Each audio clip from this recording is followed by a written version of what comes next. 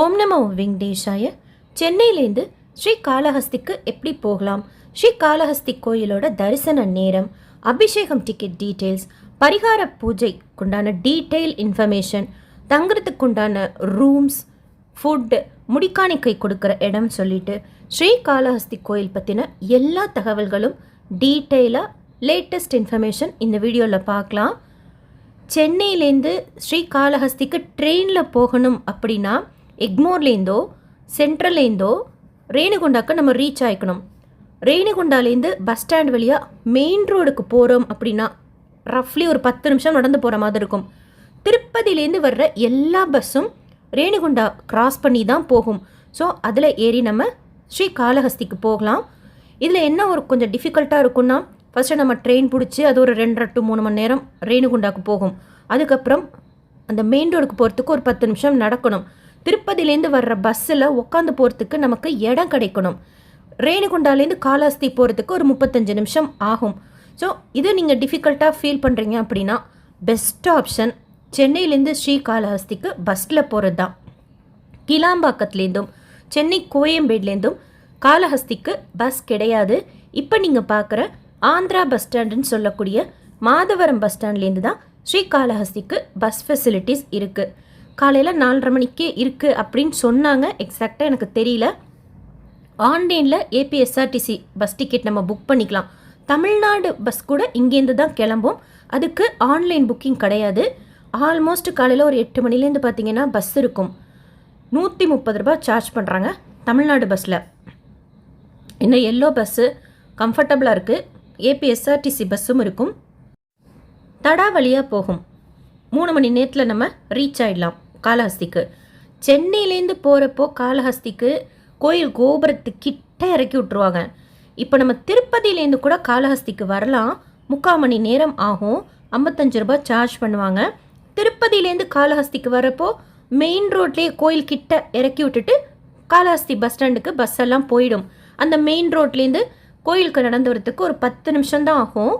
அது எப்படி வரணுங்கிறது already video share பண்ணிக்க. அதாவது திருப்பதிக்கு வர்றப்போ நீங்கள் காளஹஸ்திக்கு போகணும் அப்படின்னா, சென்னையிலேருந்து போகிறோம் அப்படின்னா மெயின் கோபுரம் என்ட்ரன்ஸ் கிட்டே நம்மளை இறக்கி விட்ருவாங்க. ஸோ அங்கேருந்து நம்ம கோயிலுக்கு போகலாம். இது மாதவரம் பஸ் ஸ்டாண்ட். காலையிலேருந்து சாயந்தரம் வரைக்கும் இருக்கும். மிட் நைட்லாம் எனக்கு தெரிஞ்ச சர்வீஸ் கிடையாது. பஸ் டீட்டெயில்ஸ் இன்னும் உங்களுக்கு தேவைப்பட்டால் மாதவரம் டிப்போ நம்பர் தரேன், நீங்கள் வேணால் கால் பண்ணி கேட்டுக்கோங்க. காலையில் நான் கேட்டதுக்கு 4:30 மணிக்கு ஒன்று இருக்குமா, ஆனால் இங்கே வந்து பார்த்துக்கோங்க அப்படின்னாங்க. ஆன்லைன் புக்கிங்கெல்லாம் கிடையாது. அது ஸ்ரீ காளஹஸ்தி கோயிலில் ஆன்லைன் புக்கிங்குன்னு சொல்லிட்டு தங்குற இடமோ இல்லை தரிசன டிக்கெட்டோ பரிகார பூஜைகளோ எதுவும் கிடையாது. நம்ம நேரில் தான் போய் வாங்கிக்கணும். அந்த மாதிரி நேரில் நம்ம கோயில்கிட்ட போகிறப்பவே நிறைய பேர் கேன்வஸ் பண்ணுவாங்க. யார்கிட்டையும் நீங்கள் கமிட் பண்ணிக்காமல் நீங்களாகவே போய் ஈஸியாக டிக்கெட் எடுத்துக்கலாம் கோயில் உள்ள ரீச் ஆனோன்னு. உங்கள் ஜோதிடர் ஏதாவது ஸ்பெஷலாக பரிகார பூஜைன்ட்டு சொல்லியிருக்காரு, ஒரு நாள் தங்கணும் அப்படின்னா நீங்கள் முத நாளே வந்துக்கோங்க. கோயில் உள்ளே நம்ம ஸ்டே பண்ண முடியாது. நம்ம எடுக்கிற ரூமில் வேணால் தங்கிக்கலாம். மெயின் கோபுரம் கடந்து உள்ளே போனோன்னா இப்போ ரைட் சைடில் காசி விஸ்வநாதர் இருப்பார். காலையில் 4:30 மணிக்கெல்லாம் இருக்கிற மாதிரி நீங்கள் இங்கே பிளான் பண்ணிட்டு வரீங்க அப்படின்னா நம்ம முத நாள் இங்கே தங்குற மாதிரி இருக்கும். பூஜை செய்வாங்க. ரொம்ப விசேஷமாக இருக்குமா அதை பார்க்குறது. அதுக்கப்புறம் காலையில் 5 மணிலேருந்து நைட்டு 9 மணி வரைக்கும் ஃபுல் டே தரிசனம் உண்டு. லன்ச் டைமில் கோயில் நட சாத்த மாட்டாங்க. எங்களுக்கு ரூமெல்லாம் வேணாம், ரெஃப்ரெஷ் மட்டும் பண்ணிக்கிறதுக்கு இடம் இருக்கா அப்படின்னா மெயின் கோயில் கோபுரத்துக்கு ஆப்போசிட்லேயே குளிக்கிறதுக்கு மட்டும் கூட ப்ரைவேட்டாக அவங்களே ஆளுங்கள்லாம் நிற்பாங்க, நம்மளே கூப்பிட்டுக்கிட்டே. அங்கே போய் நம்ம ரெஃப்ரெஷ் பண்ணிக்கலாம். அது ப்ரைவேட்டு. தேவஸ்தானத்தோடது குளிக்கிறதுக்குன்னு சொல்லிட்டு இருக்கா அப்படின்னா முடிக்காணிக்கை கொடுக்குற இடத்துக்கிட்ட இருக்குது. அங்கே போய் கூட நம்ம ரெஃப்ரெஷ் பண்ணிக்கலாம். முடிக்காணிக்கை கொடுக்குற இடம் எங்கே இருக்குது அப்படின்னா கோபுரம் நம்பர் 2ல் இருக்குது. அதாவது மெயின் கோபுரத்துலேருந்து அப்படியே நம்ம நடந்து வரோம் அப்படின்னா செகண்ட் கோபுரம் வந்துடும். அந்த என்ட்ரன்ஸ் கிட்ட தான் முடிக்காணிக்கை கொடுக்குற இடம் இருக்குது. அங்கேயே குளிக்கிறதுக்கு உண்டான இடம் இருக்கும். ரொம்ப ஹைஃபையாக நம்ம எதிர்பார்க்க முடியாது, நார்மலாக இருக்கும். ரூம் டீட்டெயில்ஸ்னால் டிடிடியோட தேவஸ்தான ரூம்ஸே இருக்குது. நான் ஏசி ரூம் 350 ரூபா சார்ஜ் பண்ணுறாங்க. ஏசி ரூம் 1000 ரூபா சார்ஜ் பண்ணுறாங்க. Online booking, advance booking, phone booking எதுவும் கிடையாது. நேரில் தான் நம்ம வந்து அவைலபிலிட்டி பொறுத்து எடுத்துக்கணும். ஓரளவுக்கு கிடைக்கும்னு வச்சுக்கோங்களேன். நான் ஏசி ரூம் எங்கே இருக்குது அப்படின்னா கோபுரம் நம்பர் 1ன்னு சொல்லிட்டு மெயின் கோபுரம் இருக்கும். இந்த பஸ் எல்லாம் போயிட்டு வரும்ல, அந்த மெயின் கோபுரத்துலேருந்து அங்கேயே பார்த்தீங்கன்னா இன்ஃபர்மேஷன் சென்டர் கூட இருக்கும். உங்களுக்கு எந்த டீட்டெயில்ஸ்னாலும் அங்கே கேளுங்க. மிடில்மேன்லாம் வருவாங்க, அவங்கக்கிட்ட எதுவும் கேட்டுக்க வேண்டாம். எல்லாருமே தமிழ் பேசுவாங்க இங்கே. ஸோ அந்த மெயின் என்ட்ரன்ஸ்லேருந்து ஜஸ்ட் ரைட் சைடு கொஞ்சம் நடந்தால் போதும், கண்ணப்ப சதன் சொல்லிட்டு ஒரு இடம் இருக்கும். அங்கே 350 ரூபாய்க்கு நான் ஏசி ரூம் இருக்கும். நம்ம அங்கே ஸ்டே பண்ணிக்கலாம். எவ்வளோ பேர் தங்குறோம் அப்படிலாம் ரூல்ஸ் கிடையாது. ஆதார் கேட்குறாங்க, அட்வான்ஸ் 500 கேட்பாங்க, உடனே கொடுத்துருவாங்க நம்ம வக்கேட் பண்ணோன்னே. ஏசி ரூம் வேணும், தேவஸ்தானத்தோட ஏசி ரூம் 1000 ரூபாய். கோபுரம் நம்பர் 4 கிட்ட வந்து கேட்டிங்கன்னா அங்கே நம்ம ஏசி ரூம் எடுத்து ஸ்டே பண்ணிக்கலாம். ப்ரைவேட் ஹோட்டல்ஸ் கோயில் கோபுரத்துக்கு எதிர்க்கவே நிறைய இருக்குது. பட் அந்த டீட்டெயில்ஸ் எனக்கு தெரியல. இன்கேஸ் தேவஸ்தானத்தோட ரூம் அவைலபிளாக இல்லை அப்படின்னா அங்கே நீங்கள் கூகுளில் கூட ரிவ்யூ பார்த்து கூட புக் பண்ணிக்கோங்க, உங்களுக்கு பட்ஜெட்டுக்கு தகுந்த மாதிரி. சாப்பிட்றதுக்கு உண்டான டீட்டெயில்ஸ்னால் கோயிலையே கோபுரம் 4, அதாவது மெயின் கோபுரத்துக்கு பேக் சைடில், இப்போ நீங்கள் கொடிமரம் பார்க்குறீங்களா, அதற்கு எதிர்த்தாப்பில் ஒரு கோபுரம் இருக்கும், என்ட்ரன்ஸ் இருக்கும். இந்த இடத்துக்கு வெளியில் அன்னதானம் இருக்குது, கோயில் அன்னதானம் நல்லா இருக்கும், அங்கேயும் சாப்பிட்லாம். ப்ரைவேட் ஹோட்டல்னால் கோயில் கிட்ட சாமி மிஸ்ன்னு சொல்லிட்டு ஒன்று இருக்குது, கொஞ்சம் மீடியமாக, அதாவது அந்த காலத்து ஹோட்டல், அது ஒரு 40 வருஷமாக இருக்குது, அதை அவங்க ரெனோவேஷன் பண்ணாமல் அப்படியே மெயின்டைன் பண்ணுறாங்க. ஃபுட்டு ஆனால் நல்லாயிருக்கும். இதை நான் சாப்பிட்டுட்டு உங்ககிட்ட ஷேர் பண்ணுறேன். மற்றபடி கிட்ட நிறைய ஹோட்டல்ஸ் இருக்குது, உங்களுக்கு எது ஓகேவாக இருக்கோ அது நீங்கள் யூஸ் பண்ணிக்கோங்க. ஆனால் இந்த கோயிலில் புளிசாதம் ஒன்று கொடுக்குறாங்க, செம்ம டேஸ்ட்டாக இருக்குது. ஒன்று சாப்பிட்டாலே நமக்கு வயர் ரொம்பிடும். இப்போ நான் இருக்கிற இடத்துக்கிட்டே ரைட் சைடில் இந்த கவுண்டருக்கு பிரசாதம் கவுண்டர், நீங்கள் அங்கே போய் வாங்கிக்கலாம். புளிசாதம் சூப்பராக இருக்கும். கோயிலில் தரிசனம் முடிச்சுட்டு வந்தால் பொங்கல் கொடுக்குறாங்க, அந்த அன்னைக்கு தகுந்த மாதிரி பிரசாதம் கொடுப்பாங்க, தொன்னையில் கொடுப்பாங்க. இந்த புளிசாதங்கிறது நம்ம பெய்டு பைசா கொடுத்து வாங்கிக்கிறது. மற்ற பிரசாதங்களும் அங்கே இருக்குது. ஸோ இதெல்லாம் ஃபுட்டு சம்மந்தப்பட்ட டீட்டெயில்ஸ். சில பரிகாரங்களில் உங்கள் ஜோதிடர் நீங்கள் கோயிலில் தங்கணும்னு சொல்லியிருக்கலாம், இல்லை நீங்கள் போட்டுட்டு போகிற ட்ரெஸ்ஸு அங்கேயே கழட்டிட்டு வந்துடணும் அப்படின்னு சொல்லலாம். ஏன்னா ஒரு சிலர் சொல்கிறாங்க. அந்த மாதிரியெல்லாம் எதுவும் கோயிலெல்லாம் அனுமதி கிடையாது. கோயில் உள்ள நம்ம தங்க முடியாது. அடுத்து ட்ரெஸ்ஸெல்லாம் பூஜை முடிச்சுட்டு கழட்டி போட்டுட்டு வரத்துக்கெலாம் இடம் கிடையாது. நீங்களா வேணால் ரூமில் ஸ்டே பண்ணிவிட்டு டஸ்ட்பினில் போட்டுட்டு வரலாம். அந்த மாதிரி தான் இருக்குது. கோயில் உள்ள நம்ம ஸ்டே பண்ண முடியாது. பொது தரிசன டீட்டெயில்ஸ் இப்போ பார்க்கலாம். இலவச தரிசனம் இருக்குது, 50 ரூபாய் தரிசனம் இருக்குது, 200 ரூபாய் தரிசனம் இருக்குது, 500 ரூபா அர்த்த மண்டப தரிசனம் இருக்குது. ஸோ பொது தரிசனம் மொத்தம் 4 இருக்குது. ஃப்ரீ தரிசனத்தில் கூட்டம் ஓரளவுக்கு கம்மியாக இருக்கிறப்ப பார்க்கணும் அப்படின்னா மத்தியான நேரத்துக்குலாம் வந்தீங்கன்னா ஃப்ரீயாக இருக்கும். ராகு காலம் முடிஞ்ச உடனே நம்ம போகவே கூடாது, ஹெவியாக க்ரௌட் இருக்கும். அதாவது ஒரு நாளைக்கு ராகு காலம் ஒரு டைமில் இருக்கும். அந்த ராகு காலம் டைமில் நம்ம போனால் கூட ஃப்ரீயாக தான் இருக்குது. ஆனால் இப்போ ஒரு 10 to 12 ராகு காலம் வரும்னு வச்சுக்கோங்க. ராகு காலத்தில் ரொம்ப க்ரௌடாக இருக்கே அப்படின்னு சொல்லிட்டு ராகு காலம் முடிஞ்சு போகலாம் அப்படின்னா 12 to 2 பார்த்தீங்கன்னா செம்மையாக க்ரௌட் இருக்கும். செம்மையாக க்ரௌட்னா என்ன, மேக்ஸிமம் உங்களுக்கு 1 hour ஆகும் தரிசனம் பார்க்கறதுக்கு. ஃப்ரீ தரிசனத்தில் சொல்கிறேன். அதே மாதிரி 50 ரூபா தரிசன கியூவில் கூட கூட்டம் இருக்கத்தான் செய்யும். இந்த ராகு காலம் முடிஞ்சப்போ சொல்கிறேன். ராகு காலம் நடக்கிறப்பலையும் தரிசனத்துக்கு அலோவ் பண்ணுறாங்க. அந்த டைமில் போகிறோம் அப்படின்னா பெருசாக க்ரௌட் இருக்காது, ஓரளவுக்கு சீக்கிரமாக தரிசனம் பார்த்துடலாம். ஃப்ரீ தரிசனத்தில் சுவாமி தரிசனம் ஓரளவுக்கு ஃப்ரீயாக பார்க்கணும் அப்படின்னா காலையில் போனால் ஃப்ரீயாக இருக்கும், மத்தியானம் டைம்லேயும் ஃப்ரீயாக இருக்கும். இந்த ராகு காலம் முடிஞ்ச உடனே ஒரு 2 hours பார்த்தீங்கன்னா கொஞ்சம் க்ரௌட் இருக்கும். 50 ரூபாய் தரிசனம் ஃப்ரீ தரிசனம் கோயில் உள்ளே போகிறப்போ மிங்கிள் ஆகிடும். அடுத்து 200 ரூபாய் தரிசனம் சொல்லிட்டு இப்போ அதுக்கே இப்போ க்யூ கூட போட்டாங்க. இப்போ நீங்கள் கொடிமரத்துக்கு, இப்போ நான் கொடிமரத்துக்கிட்ட தான் இருக்கேன், லெஃப்ட் சைடில் ஒரு க்யூ போகுது. அங்கே 200 ரூபாய் டிக்கெட் வாங்கிட்டோம் ஒருத்தருக்கு 200 ரூபாய் அப்படின்னா அந்த க்யூ கூட ஒரு ஜிக்ஸாக் மாதிரி, சின்ன ஜிக்ஸாக் தான். முடிச்ச கோயிலுள்ள டைரெக்டாக தட்சிணாமூர்த்தி சன்னதி இருக்கும், அங்கே போயிடும். ஃப்ரீ தரிசனமும் 50 ரூபாய் தரிசனம் போனால் மட்டும்தான் கோயில் மகாதோரம் உள்ள நுழைஞ்சோன்னே லெஃப்ட் சைடில் பிள்ளையார் இருப்பார், நால்வர் இருப்பாங்க, முருகன் இருப்பாங்க, ரைட் சைடில் சரஸ்வதி கேணி மாதிரி இருக்கும். அங்கே அதெல்லாம் நம்ம கிட்ட போய் பார்த்துட்டு போகலாம். 200 ரூபாய் தரிசனத்தில் அந்த சைடே நம்ம போக முடியாது. மகாத்வாரம் உள்ள மெயின் கோபுரம் உள்ள நுழைஞ்சோன்னே எதிர்த்தாப்பில் தட்சிணாமூர்த்தியை ஒட்டி க்யூ பேர் ஷேப்பில் போய் கொடிமரத்துக்கிட்ட 50 ரூபாய் சர்வ தரிசனம் 200 ரூபாய் எல்லாம் ஜாயின் ஆகிடுவாங்க. 500 ரூபாய் தரிசன டிக்கெட்டுன்னு இருக்குது. இது இப்போ தான் நான் பார்த்தேன், எப்போ ஸ்டார்ட் பண்ணாங்கன்னு தெரியல. அர்த்த மண்டப தரிசனம் அப்படின்னு சொல்லிட்டு 500 ரூபாய்க்கு விற்கிறாங்க ஒருத்தருக்கு. அது டைரெக்டாக மெயின் கோபுரம் வழியாக உள்ளே போயிடலாம். அதே மாதிரி தான் அந்த 200 கியூவோடே ஜாயின் பண்ணிவிட்டு ஒரு எட்டு உள்ளே போகலாம். அர்த்த மண்டபம் அப்படிங்கிறது மூலவர் காளஹஸ்திநாதருக்கு முன்னாடி ஒரு இடம் இருக்கும். அந்த மண்டபத்துக்கு பேர் தான் அர்த்த மண்டபம். இப்போ நம்ம பொது தரிசனம் 50 ரூபா தரிசனம் தாண்டி உள்ளே போனால் ஒரு மண்டபம் இருக்கும். அங்கே நின்று தரிசனம் செய்யலாம். ஸோ பொது தரிசனம் பொறுத்த வரைக்கும் இந்த 4 வகைகளில் நம்ம சாமி தரிசனம் பார்க்கலாம். இதில் 50 ரூபா ஃப்ரீயை விட 200 ரூபாயில் கொஞ்சம் சீக்கிரம் பார்க்கலாம், 500 ரூபாயில் இன்னும் கொஞ்சம் சீக்கிரம் பார்க்கலாம், கிட்டையும் பார்க்கலாம் காளஹஸ்திநாதரை. அடுத்து அபிஷேகம் டீட்டெயில்ஸ் பார்க்கலாம். இப்போ நீங்கள் கொடிமரம் பார்க்குறீங்கல்ல, அதுக்கு ஆப்போசிட்டில் தான் ரைட் சைடில் அபிஷேகம் டிக்கெட் கவுண்டர் இருக்கும். 4 முறை அபிஷேகம் செய்கிறாங்க. காலையில் 6 மணிக்கு, அடுத்து 7 மணிக்கு, அடுத்து 10 மணிக்கு, சாயந்தரம் 4:30 மணிக்கு செய்கிறது ருத்ராபிஷேகம். காலையில் 6 மணிக்கும் 7 மணிக்கும் செய்கிறது 1000 ரூபாயில் 2 பேர் போகலாம். ஒரு டிக்கெட் நீங்கள் 1000 ரூபாய் வாங்குறீங்கன்னா 2 பேர் போகலாம். 10 மணி அபிஷேகத்தில் பக்தர்கள் பங்கு கொள்றதுக்கு அனுமதி கிடையாதான், அது சொல்லிடுறாங்க. சாயந்தரம் தான் ருத்ராபிஷேகம் செய்கிறாங்க. 4:30 மணிக்கு அந்த ருத்ராபிஷேகத்தில் நீங்கள் அட்டன் பண்ணணும் அப்படின்னா 1500 ரூபாய் ஒரு டிக்கெட். 3 மணிக்கெல்லாம் கோயிலில் இருக்கிற மாதிரி நீங்கள் பார்த்துக்கோங்க. ஏன்னா ருத்ராபிஷேகம்க்கு உங்களுக்கே தெரியும் டிமாண்ட் அதிகமாக இருக்கிறனால க்ரௌடு ஷியோராக இருக்கும். அந்த டிக்கெட் கொடுக்குற டைமில் மட்டும்தான் அபிஷேகம் கவுண்டரில் ஸ்டாஃப் இருக்காங்க. நான் போனப்போ பார்த்ததுக்கு சொல்கிறேன். ஸோ பக்தர்கள் பங்கு கொள்ளக்கூடிய அபிஷேகம் காலையில் 6 மணிக்கும் 7 மணிக்கும். இந்த 2 ஸ்லாட்டில் இப்போ நீங்கள் 6 மணி ஸ்லாட்டில் அபிஷேகம் செய்யணும் அப்படின்னா கோயிலில் நீங்கள் 4:30 மணிக்கெலாம் இருக்கணும் உள்ளேயே. 7 மணிக்கு அபிஷேகத்தில் பார்ட்டிசிபேட் பண்ணணுன்னா ஓரளவுக்கு 5:30 to 6 அங்கே இருங்க. இது 1 மணி நேரம் டிஃப்ரென்ஸ்னால இன்கேஸ் நீங்கள் 6 மணிக்கு மிஸ் பண்ணால் கூட 7 மணி ஸ்லாட்டில் அபிஷேகம் பார்த்துடலாம். ருத்ராபிஷேகம் சாயந்தரம் தான் செய்கிறாங்க, 4:30 மணிக்கு செய்கிறாங்க. அதுக்கு நீங்கள் 2:30 to 3 அபிஷேகம் கவுண்டர்கிட்ட வெயிட் பண்ணிக்கோங்க. 1500 ரூபாய் ருத்ராபிஷேகம்.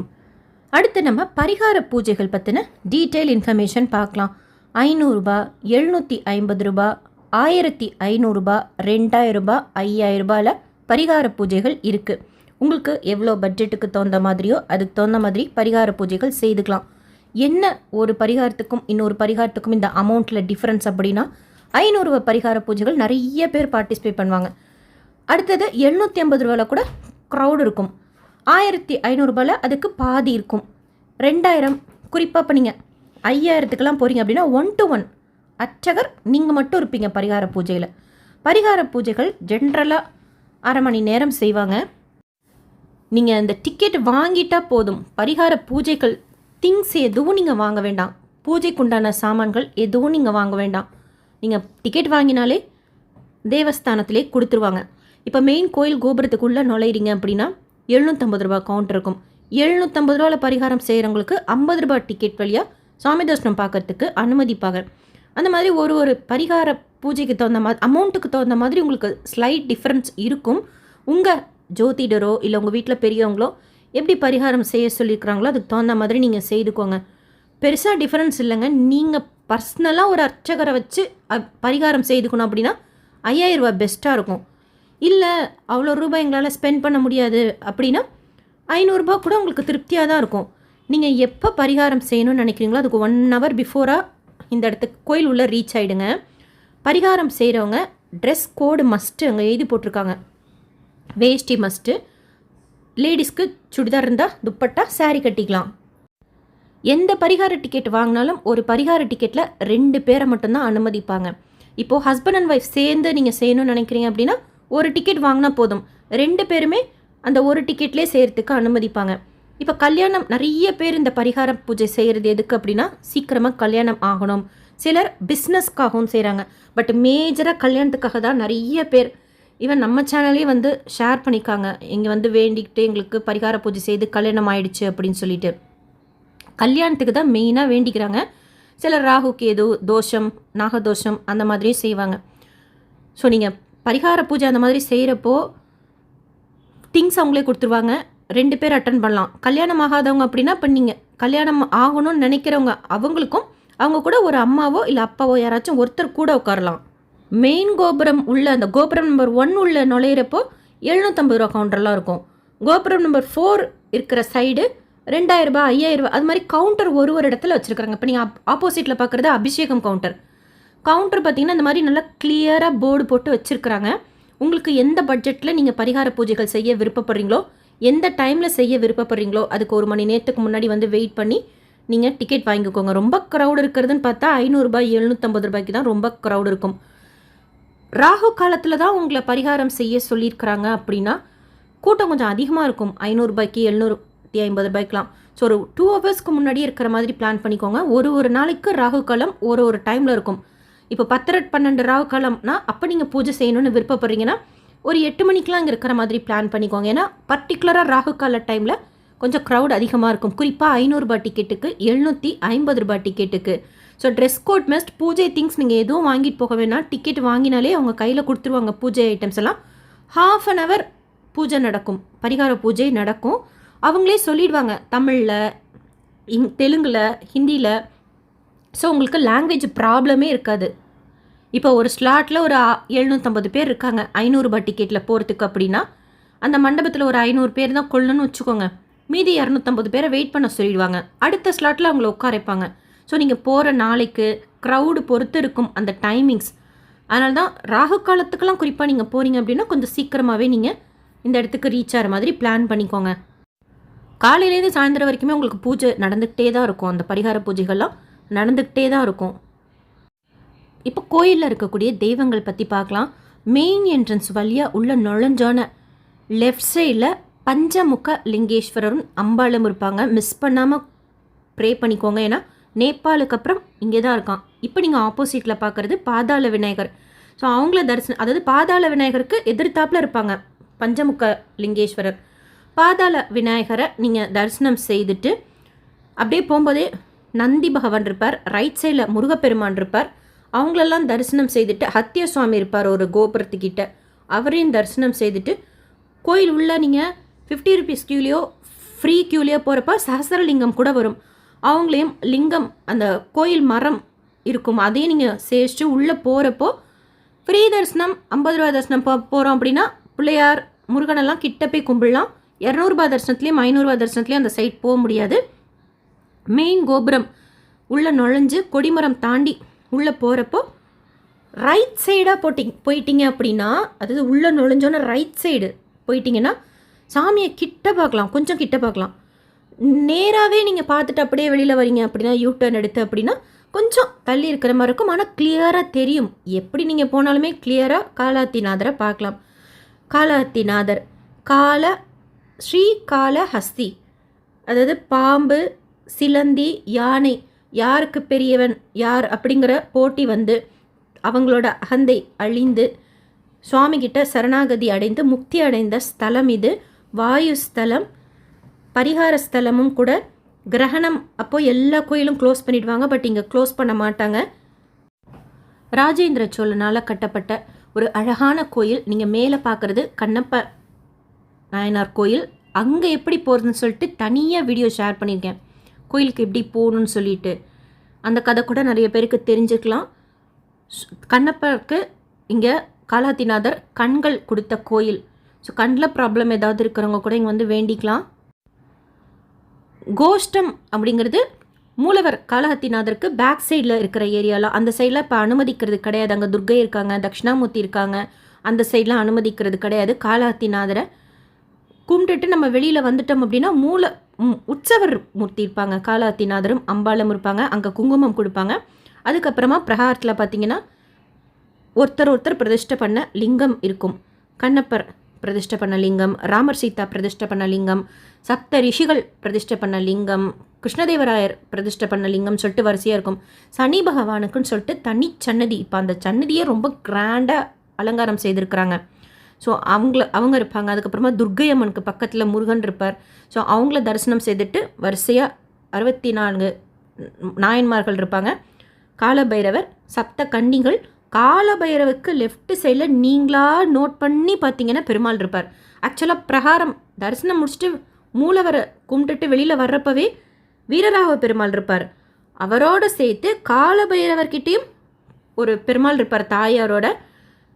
மறுபடியும் நம்ம துர்கை அம்மனை கும்பிட்டுட்டு க்யூவில் ஜாயின் பண்ணிக்கணும். ஞான பிரசன்ன அம்பிகை அம்பாலை கும்பிட்றப்போ டிக்கெட்டு வாங்குறது எல்லாமே மூலவர் காளஹத்திநாதருக்கு தான். ஞான பிரசன்னாம்பிகை கோயிலுக்கு தரிசனம் டிக்கெட்லாம் எதுவும் கிடையாது, க்யூவில் தான் போகணும். பட் ஈஸியாக மூவ் ஆகிடும். கிட்ட ஞான பிரசன்னாம்பிகை அம்பாலை கும்பிட்றப்போ அவங்க இடுப்பில் ஒட்டியானத்தில் இருக்கிற அந்த கேது பகவானையும் சேர்த்து கும்பிட்டுக்கோங்க. இந்த கோயிலில் நவக்கிரகம் கிடையாது. மூலவர் காளஹஸ்திநாதர் தான் ராகுவோட அம்சமாகவும், தாய் அம்பாள் தான் கேதுவோட அம்சமாகவும் இருக்காங்க.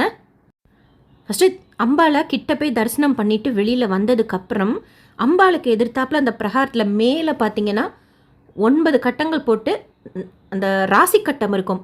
இப்போது நான் ரிஷபராசிங்கிறதுனால நல்லா கிளியராக இப்போ பெயிண்டிங் ஒர்க்கெல்லாம் பண்ணியிருக்கிறாங்க. அங்கே நின்று ஒரு தடவை அவங்கவுங்க ராசிப்படி அந்த கட்டத்துக்கிட்ட நின்று அம்பாளை தரிசனம் செய்கிறது ரொம்ப நல்லது அப்படின்னு சொல்லுவாங்க. அந்த இடத்துல நின்று கும்பிட்டுட்டு மறுபடியும் படி ஏறி கொஞ்சம் அந்த மேலே அந்த பிரகாரம் இன்னொரு படி ஏறி போகிற மாதிரி இருக்கும். அங்கேருந்து கூட பார்த்தாலுமே அம்பாள் கிளியராக தெரிவாங்க. ஞான பிரசன்னாம்பிகை அம்பாள் ரொம்ப அழகாக இருப்பாங்க. ஞானத்தின் வடிவமாக அங்கே இருக்காங்க. ஸோ அவங்கள தரிசனம் பண்ணிட்டு வரப்போ ஸ்படிகலிங்கம் மறுபடியும் 4 இருப்பாங்க. ஸ்படிகலிங்கத்துக்கிட்டேயே காளஹஸ்திநாதர் மாதிரியே அங்கே இன்னொரு சுவாமி வச்சுருப்பாங்க பிரகாரத்திலே. அடுத்து ரைட் சைடில் பார்த்தீங்கன்னா 3 கோபுரத்தையும் அட் அ டைம் நம்ம பார்க்கலாம். அதாவது கண்ணப்பர் மலை மேலே இருக்கிற கண்ணப்பரோட கோபுரம், அம்பாள் கோபுரம், காளஹஸ்திநாதரோட கோபுரம், அந்த இடம் கூட நம்ம அந்த பிரகாரத்திலே ரைட் சைடில் இருக்கும். மிஸ் பண்ணாமல் பாருங்கள். ஸ்படிகலிங்கம் கும்பிட்டுட்டு எதிர்த்தாப்பில் பார்த்தோம் அப்படின்னா ஸ்ரீ காளஹஸ்தி எல்லாம் இருப்பாங்க. அவங்கள தரிசனம் செய்துட்டு தட்சிணாமூர்த்தி இருப்பார். அதுக்கப்புறமா நம்ம வெளியில் வந்தோம்னா ரோமரிஷி முனிவர் இருப்பார். அதோட அவ்வளோதான். பள்ளி அறை, கண்ணாடி அறை இருக்கும். அதுவும் மிஸ் பண்ணாமல் பாருங்கள். ஸோ தரிசனம் இதுதான். பரிகாரம் நான் பண்ணுறதில்ல, ஆனால் இயர்லி ஒன்ஸ் ஆர் ட்வைஸ் நாங்கள் போவோம். குறிப்பாக ராகுதசை அந்த மாதிரிலாம் நடக்குது அப்படின்னா ஒன்று கும்பகோணத்தில் திருநாகேஸ்வரம் போகலாம், இல்லைன்னா ஸ்ரீ காளஹஸ்தி போகலாம். எது உங்களுக்கு கன்வீனியண்ட்டாக இருக்கோ அதுக்கு தகுந்த மாதிரி பிளான் பண்ணிக்கோங்க. ரொம்ப நல்லாயிருக்கும். காளஹஸ்தி கோயிலுக்கு போனீங்கன்னா மினிமம் ஒரு 2 ஹவர்ஸாவது கோயிலில் இருக்கிற மாதிரி பிளான் பண்ணிக்கோங்க. மொதல் நாள் போய் ஸ்டே பண்ணிவிட்டு பூஜை பார்த்துட்டு காலையில் அபிஷேகம் பார்த்துட்டு அப்படியே நம்ம வெயிட் பண்ணோம் அப்படின்னா பரிகார பூஜை இருந்தால் பண்ணிக்கோங்க. சாயந்தரம் நடக்கிற ருத்ராபிஷேகம் கூட ரொம்ப நல்லாயிருக்கும். ஸோ மேக்ஸிமம் இன்ஃபர்மேஷன் எனக்கு தெரிஞ்சது ஷேர் பண்ணியிருக்கேன். அண்ட் ரிட்டன் வர்றது கூட பஸ் ஸ்டாண்ட்லேருந்து சில டைம் பஸ்ஸே கிடைக்க மாட்டேங்குது. 2-3 தடவை நாங்கள் போகிறப்போ கூட ரிட்டன் வர்றப்போ பஸ்ஸுக்கு ரொம்ப சிரமமாக இருந்தது. ஆன்லைனில் பாருங்கள், ஏபிஎஸ்ஆர்டிசி ஆன்லைன் புக்கிங் தான். ஸோ ஈஸியாக நீங்கள் புக் பண்ணிட்டீங்கன்னா உங்களோட தரிசனம் டைம் நீங்கள் முதலே கேல்குலேட் பண்ணிவிட்டு பெஸ்ட் ஆப்ஷன் அது பாருங்கள். அப்படி இல்லைனா திருப்பதிக்கு வரத்துக்கு 3/4 மணி நேரம் ஆகும். காளஹஸ்திலேருந்து 55 ரூபாய் டிக்கெட். அப்படி கூட நம்ம சென்னைக்கோ இல்லை அவங்கவுங்க ஊருக்கோ போய்க்கலாம். அடுத்து ஜென்ரலாக காளஹஸ்திக்கு போயிட்டு திருப்பதிக்கு போகலாமா, திருப்பதிக்கு போயிட்டு காளஹஸ்தி போகலாமா அப்படின்ட்டுலாம் நமக்கு டவுட் வரும். நீங்கள் பரிகாரம்னு பண்ணுறீங்க ஸ்பெஷலாக அப்படின்னா காளஹஸ்திக்கு மட்டும் வாங்க. காளஹஸ்திக்கு வந்துட்டு நேராக வீட்டுக்கு போயிடுங்க. பரிகாரம்னு பண்ணுறீங்க அப்படின்னா, ஜென்ரலாக நீங்கள் தரிசனத்துக்கு வரீங்க அப்படின்னா சிவனும் ஹரியும் ஒன்று தான். இந்த கோயில்லையும் பெருமாள் இருக்கார், அங்கே பெருமாள் கோயிலையும் ஃபுல்லாக திருமலை ஃபுல்லாக சிவன் இருக்கார். ஸோ நீங்கள் சுவாமி தரிசனத்துக்காக வரீங்கன்னா காளஹஸ்திக்கு ஃபஸ்ட்டு வந்துடுங்க. தாயார் தரிசனம் முடிச்சுட்டு கோவிந்தராஜ சுவாமியை தரிசனம் முடிச்சுட்டு மலைக்கு போய் பெருமாளை தரிசனம் செய்துட்டு நம்ம வீட்டுக்கு போகிறதுக்கு கரெக்டாக இருக்கும். இல்லை எங்களுக்கு ரிட்டன் வர்றப்ப தான் காளஹஸ்திக்கு போகிற மாதிரி டைம் செட் ஆகுது அப்படின்னா கூட பரவாயில்ல. ஆனால் பரிகாரத்துக்கு வரீங்க அப்படின்னா பரிகாரத்துக்கு மட்டும் வந்துட்டு ரிட்டன் போகிறது நல்லது அப்படின்னு சொல்லிட்டு ஒருத்தவங்க சொன்னாங்க. அது உங்ககிட்ட ஷேர் பண்ணுறேன். பரிகாரத்துக்கு மட்டும் வரீங்கன்னா காளஹஸ்திக்கு மட்டும் வந்துட்டு போயிடுங்க. இல்லைன்னா தரிசனத்துக்கு மட்டும் வரீங்கன்னா உங்களுக்கு கன்வீனியண்ட்டாக இருக்கிற மாதிரி பிளான் பண்ணிக்கோங்க. அடுத்து இந்தந்த ராசிக்காரங்க தான் இந்தந்த கோயிலுக்கு போகணுமா அப்படிங்கிறதுல எனக்கு நம்பிக்கை கிடையாது. சில கோயில்கள் சில கிரகங்களின் ஸ்தலமாக இருக்கும். இப்போ ஸ்ரீரங்கம் எடுத்துக்கிட்டிங்கன்னா சுக்கிரன் ஸ்தலம்னு சொல்லுவாங்க. ஸோ ரிஷப துலா ராசிக்காரங்க போனால் அங்கே நல்லதுன்னு சொல்லுவாங்க. அது ஓகே. பட்டு இந்த ராசிக்காரங்களாம் இந்த கோயிலுக்கு போகக்கூடாது அப்படிங்கிறதுல எனக்கு நம்பிக்கை இல்லை. பட் உங்களுக்கு பெரியவங்களோ இல்லை உங்களுக்கு தெரிஞ்சவங்க யாராச்சும் சொல்லியிருக்கிறாங்க, அது நீங்கள் நம்புறீங்கன்னா அது ஃபாலோ பண்ணிக்கோங்க.